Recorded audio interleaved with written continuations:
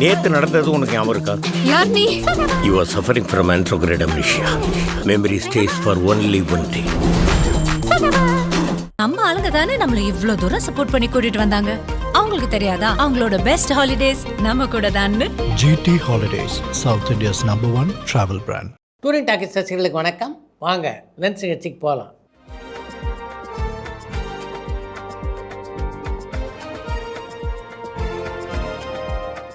என்னப்பா முதல் கேள்வி? திருப்பூர் சுப்பிரமணியம் தேட்டர் பிஸ்னஸ்லாம் ரொம்ப மோசமாக இருக்குன்னு சொல்லியிருந்தாரு. ஆனால் இந்த 6 மாதத்தில் தமிழ்நாட்டில் 50க்கும் மேலே மல்டிப்ளெக்ஸ் ஓப்பன் பண்ணியிருக்காங்க. அவருமே 4 தேட்டர் ஓப்பன் பண்ணியிருக்காரு. மோசமான நிலையில் தேட்டர்லாம் இருக்குன்னு சொல்லிட்டு ஏன் அதுலேயே அவர் இன்வெஸ்ட் பண்ணுறாருன்னு கொழும்பு நகர்லேருந்து அதிகன்னு கேட்டிருக்காங்க. தேட்டர் பிஸ்னஸ் மோசமான நிலையில் இருப்பதாக திருப்பூர் சுப்பிரமணியம் மட்டும் சொல்லலை. இந்தியாவில் மிகப்பெரிய தேட்டர் செயின் நடத்துறதுன்னா அது பிவிஆர் நிறுவனம் தான். அவங்களே இந்த தேட்டர் பிஸ்னஸ் நஷ்டத்தில் இயங்குவதாகத்தான் பல பேட்டிகளில் சொல்லியிருக்காங்க. 80களில் ரஜினின்னு ஒரு நடிகை இருந்தாங்க. அவரை உங்களுக்கு தெரியுமா? அவரை பற்றி ஏதாவது தகவல் சொல்ல முடியுமான்னு கேசவன் கோயம்புத்தூர்லேருந்து கேட்டிருக்காங்க. 80களில் பிரபலமாக இருந்த நடிகையினுடைய பெயர் ரஜினி இல்லை, ரஜினி. அவருக்கு இன்னொரு பெயரும் உண்டு, அது சசிகலா என்ற பெயர். ஏறக்குறைய 26 தமிழ் படங்களில் அவங்க நடிச்சிருக்காங்க. அவர் நடித்த தமிழ் படங்களில் இளமை காலங்கள், மதராஸ் வாத்தியார், அன்பின் முகவரி, சிகப்பு நிலா, சங்கர் குரு, வெற்றி விழா, ஊர் மரியாதை போன்ற படங்களும் அடங்கும். கல்கி 2 படத்துக்காக 20 நாளுக்கு மட்டுமே கமல்ஹாசன் அவர்கள் 150 கோடி சம்பளம் வாங்க போகிறதா தகவல் வந்திருக்கு. இது உண்மையான? குமாரராஜா மைசூர்லேருந்து கேட்டிருக்காங்க. கல்கி படத்தில் நடிப்பதற்காக கமல்ஹாசனுக்கு வழங்கப்பட்ட 150 கோடி ரூபாய் சம்பளம் அப்படின்றது அவர் கொடுத்திருக்கின்ற 20 நாள் காட்சீட்டுக்காக இல்லை, கமல்ஹாசனுடைய பெயர் அந்த படத்தில் இடம்பெறுவதற்காக. திருவிளையாடல் படத்தில் வர பாட்டும் நானே பாவமும் நானே அப்படிங்கிற பாட்டை எழுதினது காமு ஷெரீஃப் அவர்களா இல்லை கண்ணதாசன் அவர்களான்னு அண்ணனூர்லேருந்து ஆனந்த் கேட்டிருக்காங்க. திருவிளையாடல் படத்தை பொறுத்தவரையிலே அந்த படத்தில் கேவி மாதவின் இசையில எல்லா பாடலையும் எழுதியது கவிஞர் கண்ணதாசன் தான். அந்த படத்தில் காமு ஷெரீப் எந்த ஒரு பாடலையுமே எழுதவில்லை. எஸ்ஜே சூர்யா நடித்த நியூ படம் ரிலீஸ் ஆனதுக்கப்புறம் 6 மாதம் கழித்து அந்த படத்தோடைய சென்சார் சர்டிஃபிகேட்டை கேன்சல் பண்ணாங்க. இந்த மாதிரி வேறு ஏதாவது படங்களுக்கு நடந்திருக்கா? நியூ படத்துக்கு எதனால் அந்த சென்சார் சர்டிஃபிகேட்டை கேன்சல் பண்ணாங்கன்னு இளமாறன் நியூ ஜெர்சிலேருந்து கேட்டிருக்காங்க. எஸ்ஜே சூர்யாவுடைய நியூ படம் வெளியாகி 2-3 மாதங்களுக்கு பின்னால் பெண் விடுதலைக்காகவும் பெண்ணுடைய உரிமைக்காகவும் போராடுகின்ற சில மகளிர் அமைப்புகள் அந்த படத்தில் விரசமான காட்சிகள் பல இருக்கின்றன. அதனால் அந்த படத்துக்கு வழங்கப்பட்ட தணிக்கை சான்றிதழை ரத்து செய்ய வேண்டும் என்று வழக்கு தொடர்ந்தால் அந்த வழக்கில் தான் நீதிமன்றம் அப்படி ஒரு உத்தரவை பிறப்பித்தது. எனக்கு தெரிஞ்ச வரையில் வேறு எந்த தமிழ் படத்திற்கும் அப்படி ஒரு நிலை ஏற்பட்டதாக தெரியல. திரு விட்டலாச்சாரியார் அவர்களுக்கு தேசிய விருதோ இல்லை வேறு ஏதாவது பிரபலமான சினிமா விருதோ கொடுக்கப்பட்டிருக்கான்னு ஜெயபிரபாகரன் கேளம்பாக்கத்துலேருந்து கேட்டிருக்காங்க. பல வெற்றி படங்களை தயாரித்து இயக்கியுள்ள பி விட்டலாச்சாரியாவுக்கு தேசிய விருதோ அல்லது பிரபலமான சினிமா விருதுகளோ வழங்கப்படவில்லை. புரட்சி தலைவி ஜெயலலிதா அவர்கள் சொந்தமாக தயாரிப்பு நிறுவனம் தொடங்கினாரா, சொந்த படங்கள் பண்ணாரான்னு அஜய் கோயம்புத்தூர்லேருந்து கேட்டிருக்காங்க. புரட்சி தலைவி ஜெயலலிதா எந்த காலகட்டத்திலும் சினிமா தயாரிப்பு நிறுவனத்தை தொடங்கியதில்லை. மைடியர் குட்டி சாத்தான் படம் பெரிய வெற்றி படமாக அமைஞ்சதா? அந்த படத்தை பற்றி ஏதாவது சுவாரஸ்ய தகவல் சொல்ல முடியுமான்னு நெல்லையிலேருந்து ஐயப்பன் கேட்டிருக்காங்க.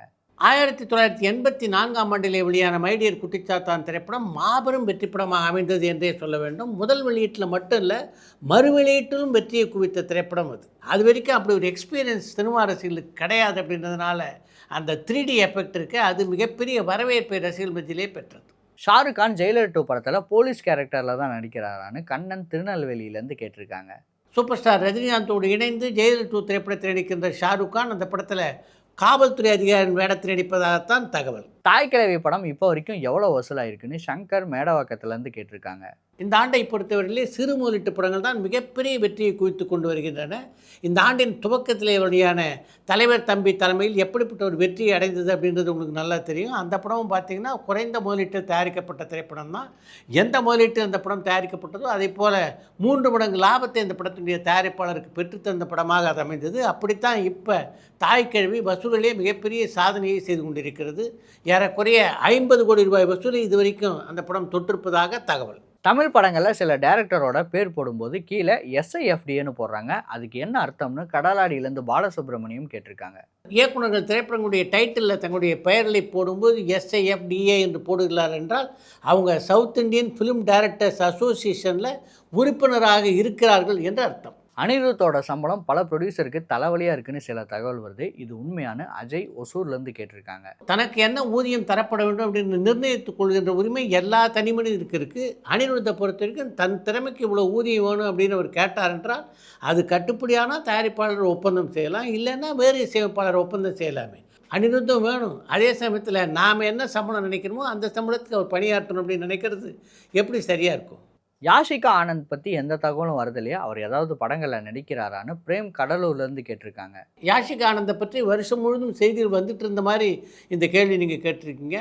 எந்த காலகட்டத்திலையும் தொடர்ந்து யாஷிகா ஆனந்தை பற்றி செய்திகள் வந்தது இல்லையே. சமீபத்தில் எந்த படத்துலையும் யாஷிகா ஆனந்த் நடிப்பதாக தெரியல. அதனால தான் அவரை பற்றிய செய்திகள் எதுவுமே இப்போது வருவதில்லை. ஆர்ஜே பாலாஜிக்கும் கருப்பு பட ப்ரொடியூசருக்கும் சண்டைன்னு தகவல் வருது. இதனால தான் அந்த படம் தள்ளி போயிட்டே இருக்கான்னு ஹரிஷ் பழனியிலேருந்து கேட்டிருக்காங்க. கருப்பு படத்துடைய தயாரிப்பாளரான எஸ்ஆர் பிரபுவுக்கும் அந்த படத்துடைய இயக்குனரான ஆர்ஜே பாலாஜிக்கும் இடையே கருத்து வேறுபாடு அப்படின்னு அந்த செய்திகள் பற்றி நம்முடைய சினிமா திஸ் வீக்லேயே நம்ம விளக்கமாக கடந்த ஞாயிற்றுக்கிழமை என்று பேசியிருந்தோம்.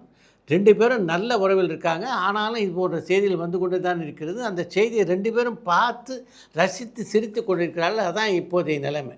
கருப்பு திரைப்படத்துடைய தயாரிப்பாளரான எஸ்ஆர் பிரபுவும் அந்த படத்தின் இயக்குனரான ஆர்ஜே பாலாஜியும் வரும் மே மாதம் 1ஆம் தேதி என்று எப்படியாவது அந்த படத்தை திரைக்கு கொண்டு வந்து விட வேண்டும் என்ற முயற்சியில் தான் இப்போ தீவிரமாக இருக்காங்க. சமீபத்தில் நீங்கள் எழுதின புத்தகத்தை முதல்வர்கிட்ட கொடுத்துருந்தீங்க. அவர் அதுக்கு ஏதாவது பதில் சொன்னாரான்னு பல்லவி ராமேஸ்வரத்துலேருந்து கேட்டிருக்காங்க. சமீபத்திலே தமிழக முதல்வரை சந்தித்த போது நான் எழுதிய 80 ஆண்டு கால தமிழ் சினிமா புத்தகத்தை அவரிடம் கொடுக்கின்ற வாய்ப்பு எனக்கு கிடைத்தது. புத்தகத்தை பெற்றுக்கொண்ட முதல்வர் நன்றி என்று சொன்னார். அவ்வளவுதான். சிவகுமார் நடித்த கண்ணாமூச்சி, மேல்நாட்டு மருமகள் படங்கள் வெற்றி படமாக அமைஞ்சுதான்னு கடலாடியிலேருந்து பாலசுப்ரமணியம் கேட்டிருக்காங்க. நடிகர் சிவகுமார் நடிப்பிலே வெளியான கண்ணாமூச்சி, மேல்நாட்டு மருமகள் ஆகிய 2 படங்களுமே வெற்றி படங்களாக அமையலை.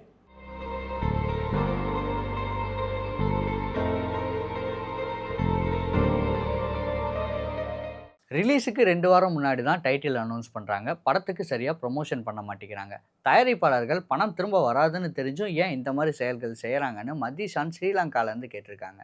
வெளியீட்டுக்கு 2 வாரங்களுக்கு முன்னால் படத்துடைய தலைப்பை அறிவித்து வெளியிடுகிறார்கள் என்றால் இந்த திரைத்துறையில் அவங்களுக்கு எந்த அளவு அனுபவம் இருக்குது அப்படின்றத நீங்கள் புரிந்து கொள்ளலாம். நல்ல முறையில் படத்தை விளம்பரம் செய்து அதற்கு பின்னால் படத்தை வெளியிட்டால் தானே மக்கள் மத்தியில் ஒரு படம் போய் சேரும்.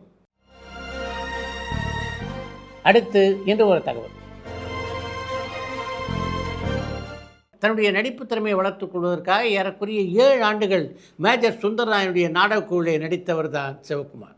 அவர் நடித்த அப்பாவி என்ற நாடகம் மிகவும் பரபரப்பாக பேசப்பட்ட நாடகமாகவும் சிவகுமாருக்கு மிகப்பெரிய பெயரை பெற்று தந்த நாடகமாகவும் அமைந்தது. அந்த நாடகத்தை ஒரு நாள் பார்க்க வந்த நடிகர்களும் சிவாஜி கணேசன், இவ்வளவு நாள் இந்த திறமை எங்கடா ஒழிச்சு வச்சிருந்த என்று சிவகுமாரை பார்த்து ஆச்சரியமாக கேட்டார். சிவகுமாரை பொறுத்த வரைக்கும் தன்னுடைய நடிப்புக்கு அவர் குருவாக நினைத்ததுன்னா அது சிவாஜியைத்தான். அதன் காரணமாகத்தான் சிவகுமாருடைய 100வது படமான ரோஜா புறவைக்காரி திரைப்படம் வெளியான போது முதல் வேலையாக ஆளுயிர மாலையை வாங்கி கொண்டு போய் சிவாஜியை சந்தித்தார் சிவகுமார். அந்த மாலையை சிவாஜியுடைய கழுத்திலே போட்டுவிட்டு நெடுஞ்சான் கிடையாக அவருடைய காலிலே விழுந்து அவருடைய ஆசைகளை பெற்றபோது, நீ எதுக்குடா எனக்கு மாலை போடுற, நான் தான் உனக்கு மாலை போடணும். அதுக்கு சிவகுமார் சொன்ன பதில் தான் ரொம்ப முக்கியமானது. வரம் கேட்டு வருகின்ற பக்தன் தானே கடவுளுக்கு மாலை போடணும்.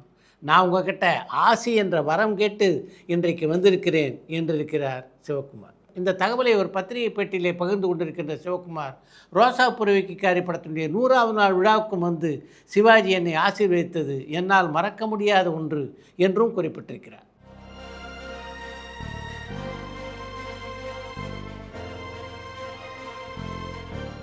இத்துடன் இன்றைய லஞ்ச் நிகழ்ச்சி நிறைய பெறுகிறது. மீண்டும் அடுத்த லஞ்ச் நிகழ்ச்சியிலே சந்திப்போம்.